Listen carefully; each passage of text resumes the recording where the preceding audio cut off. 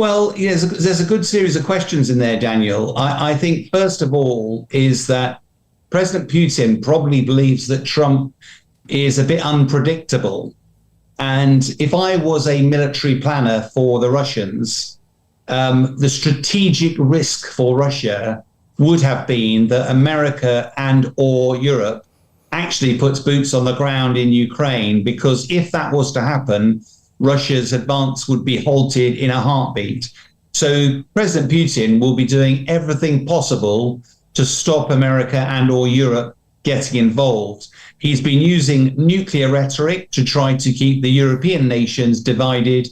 And by stringing President Trump along, it delays the point at which Trump might suddenly decide to put his troops on the ground to force an end to this war. And therefore, I suspect that's what President Putin is doing, simply trying to delay the day. Meanwhile, every day that goes by, we've seen on the ground, first priority for Russian forces was to clear Ukrainian forces out of the Kursk region, which they appear to have successfully done. Then the next point was to move the 50,000 troops that had been used on that operation back down to the Donbass, and then put them to work to achieve the final parts of the objective of seizing the 4 oblasts, Donetsk, Luhansk, Zaporizhia and Kherson. And then once that's been achieved, that is the point I think most military analysts believe, that Putin will look to some form of ceasefire, not to end the war, but just to say that for now, this has gone far enough. And actually, they want to have a pause. You just mentioned about the possibility of deploying US boots on the ground in Ukraine, but don't you think that this could be unrealistic option, because US President Donald Trump seems to be uninterested in such scenario? Moreover, there are no any kind of debates in the White House about at least the military option of supporting Ukraine. We are hearing only about economic measures of pressure on Putin, but not about at least sending more aid to Ukraine, and you're just mentioned about boots on the ground. Yeah, and I'm not suggesting that America overnight will suddenly decide to put boots on the ground. But if President Trump is serious that he wants to bring this war to an end, his first attempt seems to be to try to use carrots, to encourage both sides to talk, to try to incentivize President Putin. One of the things that he did, he listened to what President Putin had said about the expansion of NATO, and President Trump told President Putin, I take NATO off the table. Ukraine will not be able to join NATO. What else do you want?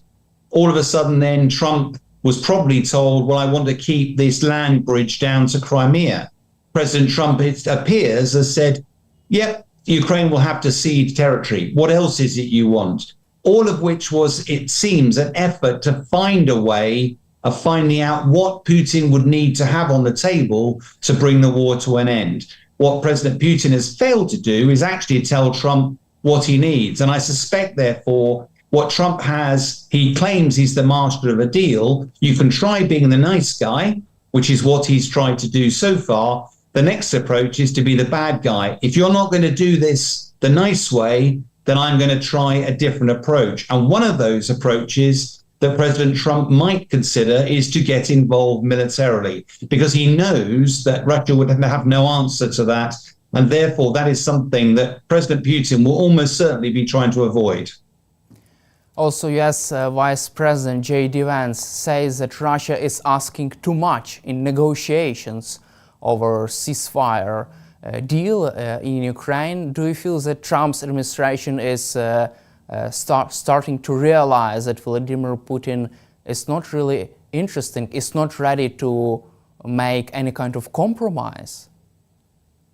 Well, I think what's interesting is you talk about the Trump administration, but the previous models of the United States administration, you would have a president who was the titular head, but his think tank would be all his policy folks that would all sit around, debate, have different views, but would finally align around an agreed line on behalf of America. The model today seems very different. It feels like President Trump is simply making all the decisions, and his cabinet are waiting to hear what he says and then supporting it.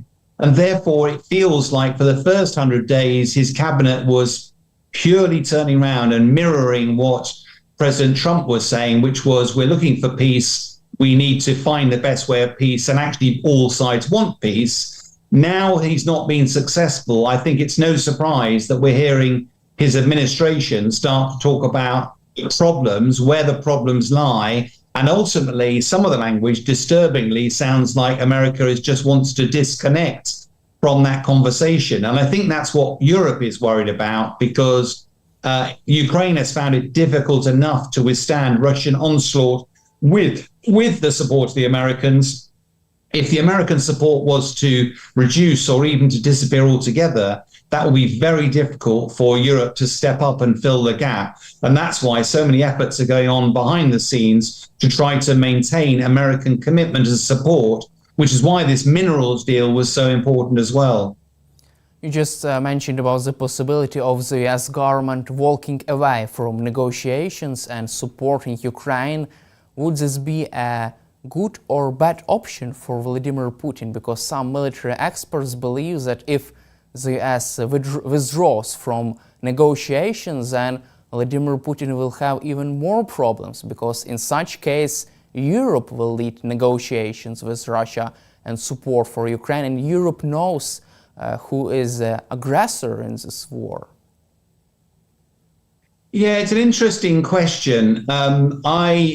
I am much more focused on the military side of this campaign and less on the politics side. I do appreciate that gives me a certain perspective on it.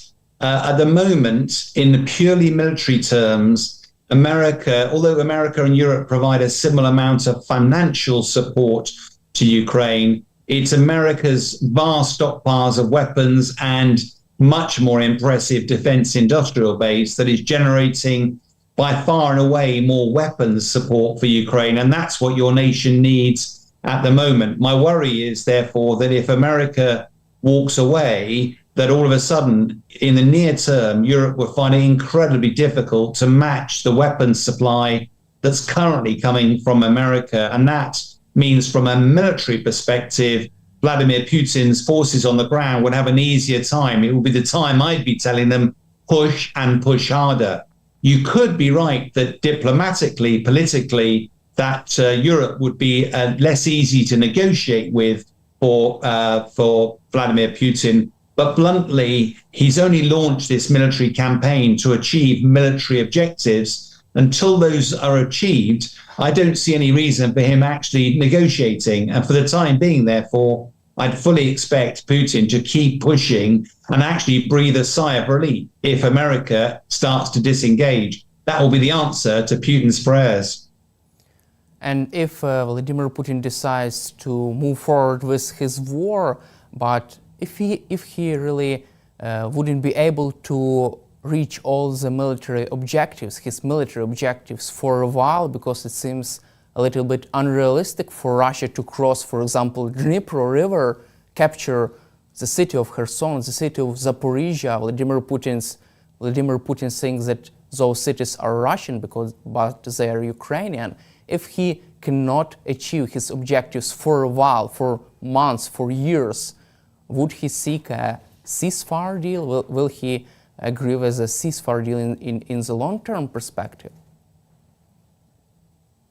Well, again, Daniel, my belief is, looking at history, is that the Russian forces today will not be able to cross the Dnipro River anytime soon. And therefore, they will need a period of rest. They will need to rebuild. They will need to replace their main battle tanks, their artillery shells. They will need to repair the wounded. They will need to create new supply lines. And they will need that. That will probably take a few years. But the worry here is that Russia has done it once. They have had an extremely difficult time. They probably expected to subjugate the whole of Ukraine within days back in February of 2022.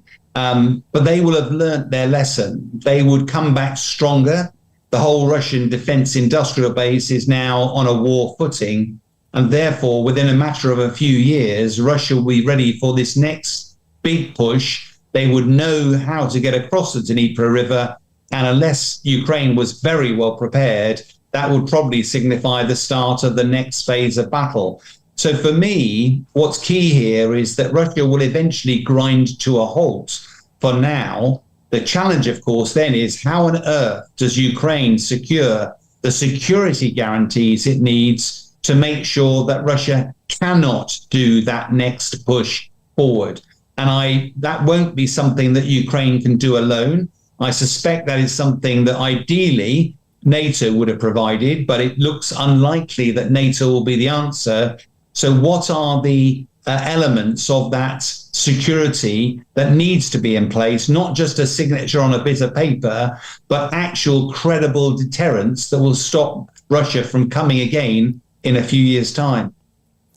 Let's also cover recent developments in the assassination campaign inside Russia. Recently, Russian General Yaroslav Moskalik has been killed in car bomb attack near Moscow. And last year, in December last year, another Russian general, Igor Kirillov, was killed in the bomb attack. How do you see the main consequences of this attack on Vladimir Putin's chain of command and his army? And how do you see the psychological consequences of this? Yes, I mean, when that assassination came through, it was big news. But it's not the first time that Russian generals have been attacked. Whilst it captured the news headlines, if you look at it from a strategic perspective, Russia has got lots of generals. This will not affect the war at all. I think what it does do is it's part of Ukraine's strategy to demonstrate that they can take the war to Russia. Russia isn't in complete control. What Russia is trying to do is to keep the war in Ukraine's boundaries so that Muscovites and those people in Russia can get on with their day-to-day lives and just listen to the news and hear tales of fancy of what's going on. By targeting Russian generals on the ground, by closing down the Russian airports, by targeting Russian oil supplies, refineries, and key airfields, what Ukraine is very effectively doing is demonstrating to the Russian population that President Putin is not in control, that he is fighting a war, and that Ukraine is capable of fighting back. But I wouldn't want to read too much into the loss of one Russian general. It is of concern for Russian forces, but quite bluntly, in an autocratic regime, as in Russia, President Putin has a lot of disposable generals. He will not miss a beat just because he loses one or two to assassinations. Let's cover also, you just mentioned about Vladimir Putin. It's 25 years of Vladimir Putin's rule, and Russian propaganda channels have produced this big documentary about Vladimir Putin. He was showing journalists his flat in Kremlin. It's interesting that there weren't any kind of windows in his flat.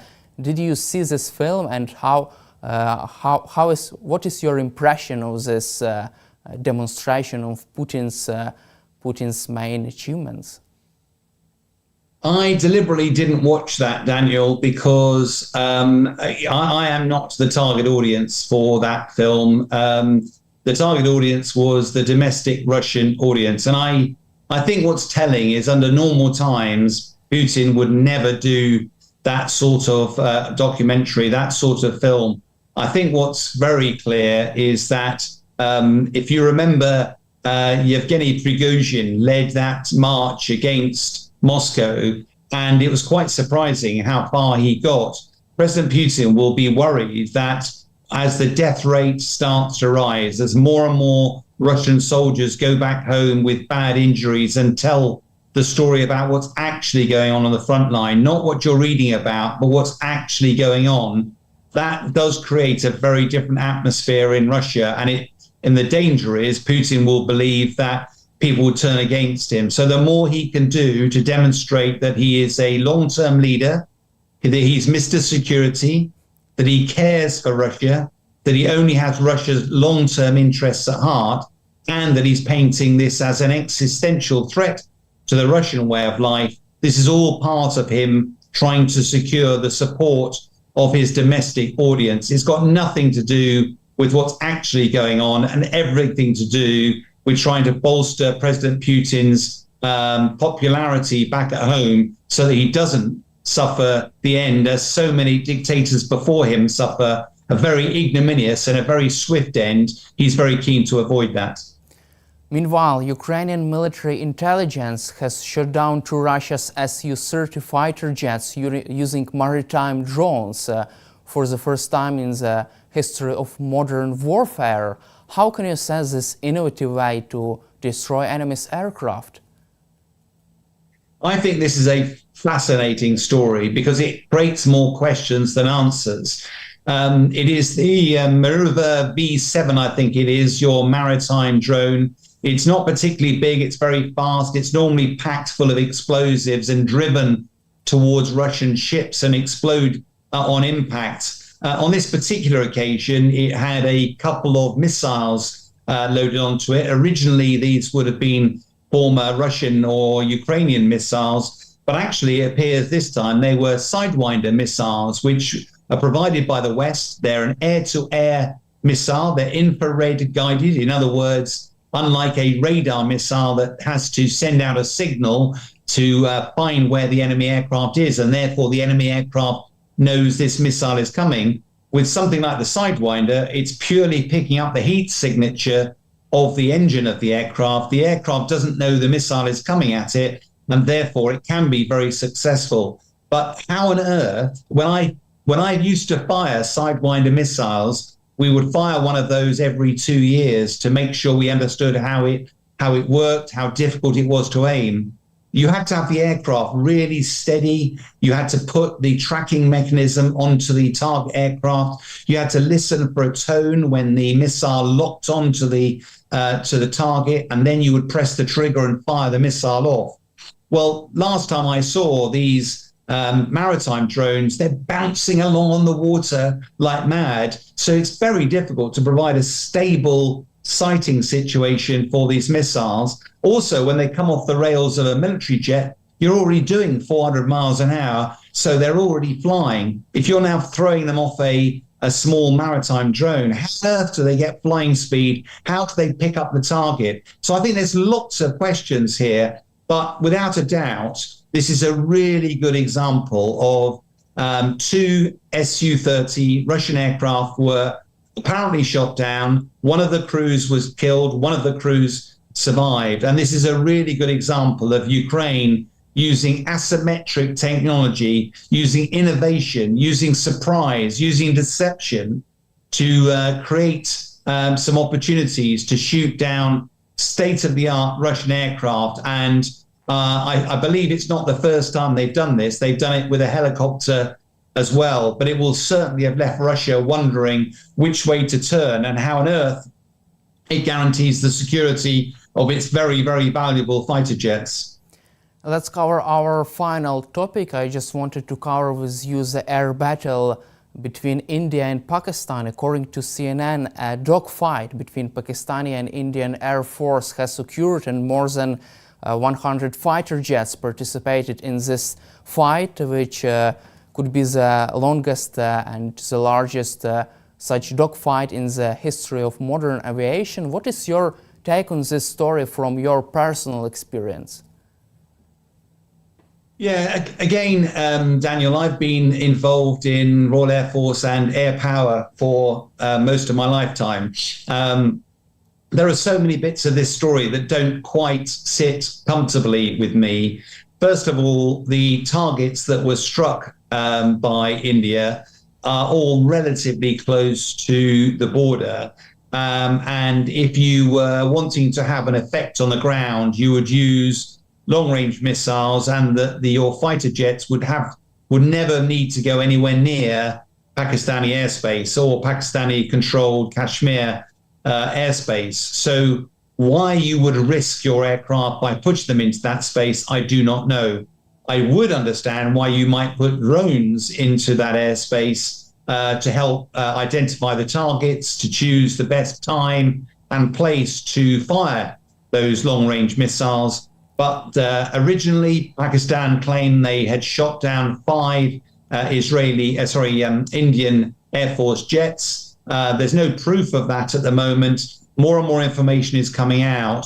But at its heart, let's be clear here, this is 2 nuclear powers, both of which believe that Kashmir is theirs. Let's not forget China is also administers part of Kashmir. But those 2 nuclear powers absolutely do not want to escalate to a nuclear war. It's almost certain that they would only use nuclear weapons if their very nations became threatened.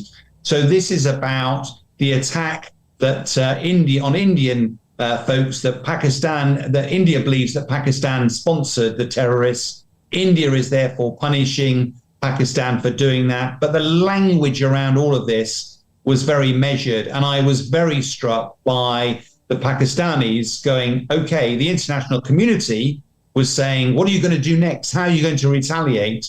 And their language was much more, look, we pay a big price for this. We shot down 5 of their fighter jets. I think we don't need to do any more.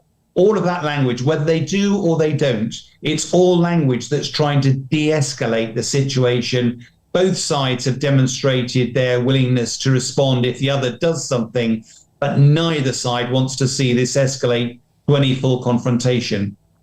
And it seems like US President Trump doesn't really care much about the situation. The US were not involved in such big diplomatic efforts to end this conflict. Do you feel that as a sign that the US is walking away from the international stage? I don't know. If I was part of President Trump's team, he's made lots of promises about bringing peace to the war in Ukraine, and he's done nothing. He's told about bringing Hamas and bringing the war to an end with Israel. Bluntly, Israel's back on the front foot and now appears to have plans to occupy Gaza permanently. I think President Trump is going to be a little bit more careful about making promises about what he can achieve and then not being able to deliver. And I think at the moment, his advisors almost certainly are telling him, look, ever since 1947 and the partition of India at the end of the Second World War, there has been unrest around Kashmir. There will always be fighting unless that situation is resolved once and for all. But you don't need to get involved, America. Both sides do not want to see this escalate to nuclear war. The language on both sides seems to be restricting it. So the advice would be, why would President Trump want to get involved? Just steer well clear for now. Keep an eye on what's going on and keep your powder dry because you might need to use it later on. Thank you, Sean, for your time and for your support for Ukraine, and glory to Ukraine. Slava Ukraine. Героям слава. Thank you very much.